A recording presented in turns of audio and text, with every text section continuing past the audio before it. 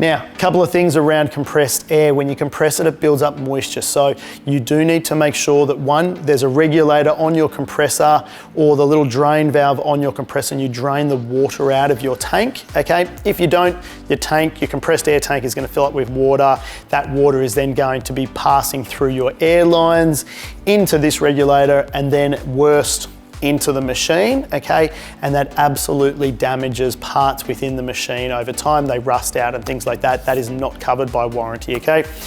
In here, and I'm gonna show you, see this little bulb down the bottom, okay?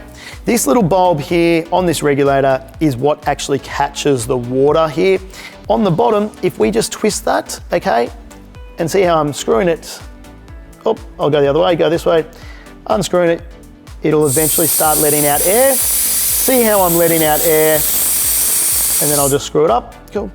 Any water that was built up in this, it would have sprayed out the bottom, and now I know that I've got no water built up in this little tank.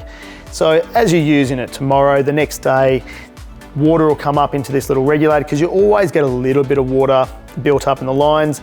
It'll collect into this little bulb here, and you just need to be able to undo that, let the air out, let the water out, and then do it back up again so it's not leaking. Guys, that should be done every single day. At the end of the day, when you're packing down, just before you turn it off, undo that, couple of seconds, tighten it up.